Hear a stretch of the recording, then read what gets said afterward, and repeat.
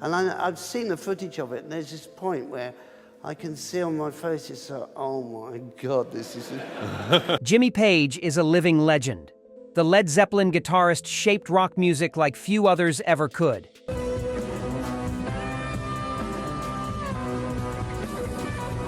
His riffs defined a generation, and his production genius created some of the most iconic albums in history. But even legends have regrets. Recently, shocking revelations have emerged about songs that Page absolutely despises. According to sources close to the guitarist, he's been surprisingly vocal in private about tracks that make him cringe. It's really quite, sort of strict, really.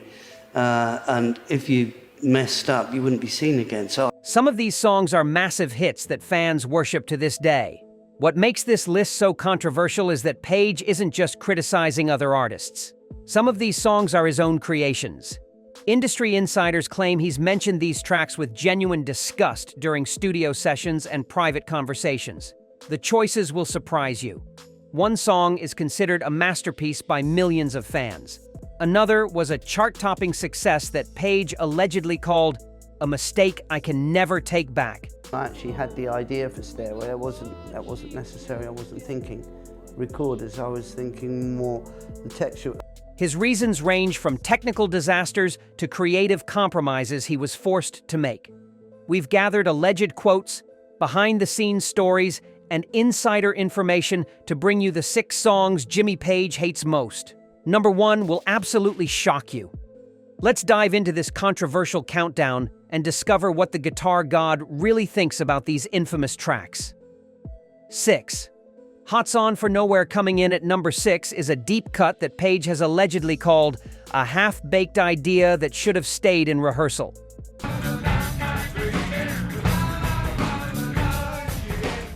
We're talking about Hot's On for Nowhere from Led Zeppelin's Presence album. According to studio insiders, Page was never satisfied with how this track turned out.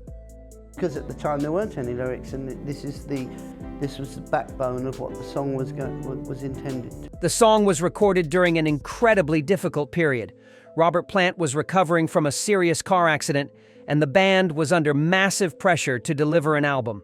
Sources claim that Page felt rushed and compromised during the entire Presence sessions. Hot's On for Nowhere supposedly represents everything that went wrong during that time.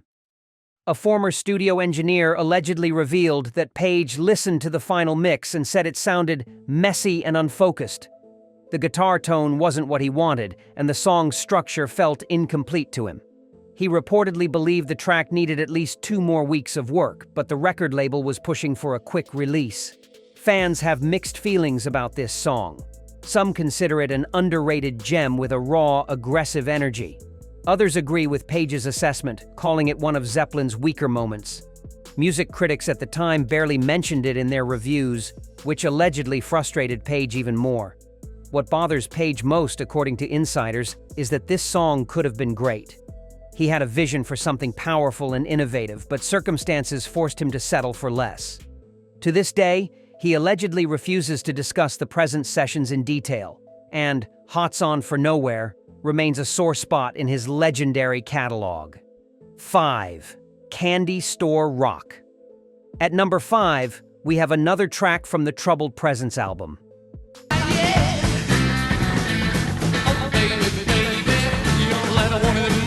Candy Store Rock is a song that Page has privately dismissed as a throwaway that never should have made the record. I learnt from records, and I learnt by being really sort of seduced by the music. Industry sources say he considers it one of his biggest creative missteps. The song was meant to be a fun, upbeat rocker inspired by 1950s rock and roll. But according to people who were in the studio, Page felt it came across as forced and juvenile. The guitar work lacks his usual sophistication, and the lyrics feel like they were written in 5 minutes. One music journalist claims Page once admitted the band was running on empty during this period. What makes this choice controversial is that some fans actually love Candy Store Rock for its playful energy. They see it as a lighthearted departure from Zeppelin's usual heavy sound. But Page reportedly views it as embarrassing, especially when compared to the band's earlier masterpieces. A former roadie mentioned that Page would cringe whenever the song came up in conversation. The recording process was apparently chaotic. Plant was still recovering from his accident, and the band needed to fill out the album with more tracks. Sources suggest that Candy Store Rock was rushed through production without the careful attention Page normally demanded. He wanted to scrap it entirely, but the record label insisted they needed more songs. Critics at the time called it forgettable, which only deepened Page's resentment. To him, this track represents compromise and creative exhaustion, two things he built his career fighting against. 4. Carouselambra. Number 4 might shock you. Carouselambra from In Through the Outdoor is a 10-minute progressive epic that Page has privately called not really a Zeppelin song. Wildfire of it, because you have to understand, this isn't the day of sort of twitting and the internet. Insiders claim he felt sidelined during its creation and never connected with the final result. This track marked a significant shift in the band's dynamic. John Paul Jones took the lead on keyboards, creating a synth-heavy soundscape that dominated the mix.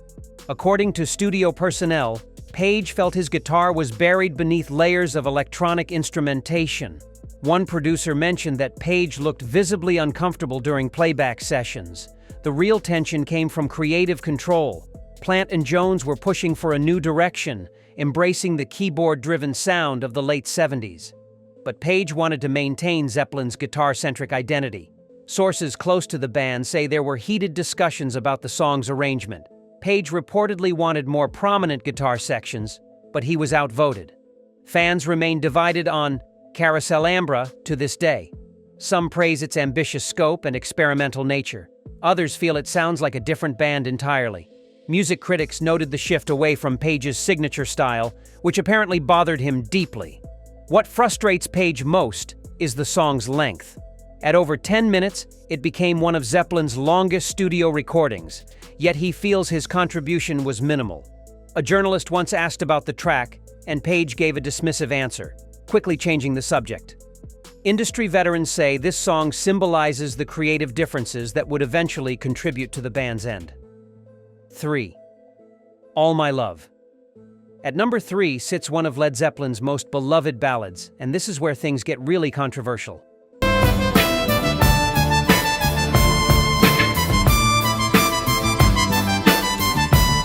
All My Love was a massive hit that fans adore, but Page has been surprisingly critical of it over the years. He once described it in an interview as "not my kind of thing," and has consistently distanced himself from the track.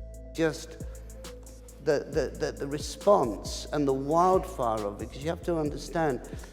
The song was deeply personal for Robert Plant, written about his son Carac, who had tragically passed away. But musically, it leaned heavily on synthesizers and keyboards, with John Paul Jones driving the arrangement. Page's guitar takes a back seat throughout most of the track, which bothered him immensely. Music historians point out that Page felt this song crossed a line. It sounded too much like mainstream pop for his taste, straying from the bluesy, hard-rocking foundation he wanted to maintain. One biographer noted that Page believed Zeppelin was losing its identity, and All My Love represented everything he feared about the band's new direction. The commercial success made things worse. Radio stations played it constantly, and it became one of their most recognizable songs from the late period. But Page saw this popularity as validation of the wrong approach. He wanted Zeppelin remembered for powerful riffs and blues authenticity, not keyboard-driven ballads. Fans were shocked when Page's feelings became public. Many consider All My Love a touching tribute and a beautiful piece of music. Critics have called his stance stubborn and out of touch. But Page stands firm. To him, this track represents a compromise of artistic vision that still haunts his legacy. 2. Fool in the Rain. Number 2 will blow your mind. Fool in the Rain became a top 20 hit and remains a fan favorite. But Page has expressed serious reservations about this track.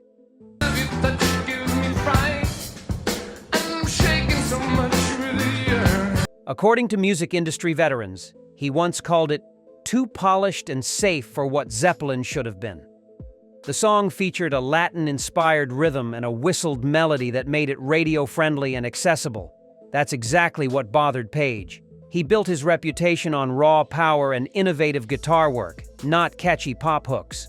Sources say he fought against the song's commercial direction, but was overruled by the rest of the band. What really stung was the production style. The track was meticulously crafted and carefully arranged, which went against Page's preference for spontaneous energy and live feel. A sound engineer recalled that Page seemed disconnected during the recording sessions, going through the motions without his usual passion or intensity. The guitar solo arrives late in the song and feels almost like an afterthought. For a guitarist of Page's caliber, this positioning was humiliating. He reportedly wanted a complete restructure that would highlight his playing, but the band preferred the existing arrangement. One music writer suggested that Page felt reduced to a supporting player on his own record. When Fool in the Rain climbed the charts, Page's frustration grew deeper. The public loved exactly what he hated about it: the smooth accessibility and mainstream appeal. Colleagues mention he rarely speaks positively about this period, and this song represents his loss of creative authority within the band he helped build. 1. Dire Macker. Here's the big one. The song Jimmy Page hates most is Dear Macker from Houses of the Holy. This reggae-influenced track has become one of the most divisive songs in Zeppelin's entire catalog, and Page has been brutally honest about his feelings toward it. In various interviews over the decades, Page has made his distaste clear. He called it a joke that went too far and admitted the band shouldn't have included it on the album. The title itself is a British pun on Jamaica, which sets the tone for how seriously Page took this experiment. The song was Plant's idea, inspired by the reggae boom of the early 70s. But Page never felt comfortable with the style.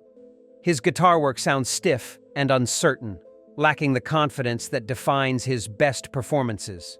Music critics noticed this immediately, with some calling it Zeppelin's most awkward moment. What makes this choice number one is the lasting damage to Page's reputation.